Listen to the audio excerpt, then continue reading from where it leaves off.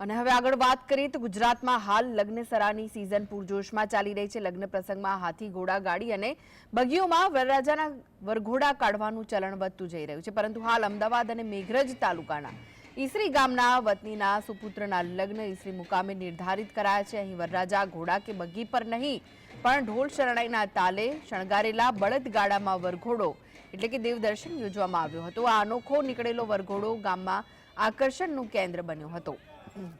આજના યુગમાં સાદું બળદગાડું લુપ્ત થઈ રહ્યું છે, ત્યારે ઈસરી ગામના જયેશભાઈ ચતુરભાઈ ભાટિયા પરિવારના સુપુત્ર હર્ષના શુભ લગ્ન પ્રસંગે બળદગાડામાં વરઘોડા કાઢી દાયકાઓ પહેલાની પરંપરાને ઉજાગર કરી નવી પેઢીને લગ્નની પરંપરાથી અવગત કરાવ્યા હતા।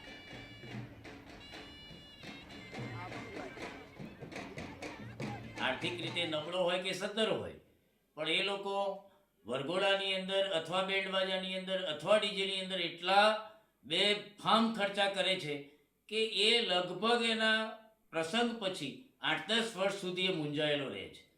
અને નંબર 2 સૌથી અગત્યની બાબત તો એ કે ભારતીય સંસ્કૃતિ દિવસે દિવસે ભૂસાઈને ખલાસ થઈ ગઈ। એટલે મારા માઇન્ડની અંદર એક વર્ષથી વિચાર ચાલતો હતો કે મારા બાબા હર્ષના મેરેજ જ્યારે આવશે ત્યારે હું એવું કંઈક કરીશ કે ખર્ચો તો ઠીક છે પણ આવનાર પેઢી અને વર્તમાન પેઢીને ખબર પડે કે આપણા વડવાઓ બાપ દાદાઓ કેવી રીતે જાન લઈને જતા હતા અને કેવી રીતે પરણતા હતા।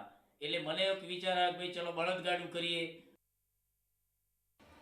અને આજે મારે ઘરે દેવ દર્શન કરવા માટે જઈ રહ્યા છીએ। બધા વરઘોડાનું નામ લે છે, વરઘોડા રીતે ડીજેમાં ને એ રીતે નીકળે છે, પણ મારા પપ્પાના વિચારો એવા હતા, મારા પપ્પાની ઈચ્છા એવી હતી કે આપણે જે જૂની રીતો છે, જૂના સંસ્કારો છે એ પાછા લાવીએ।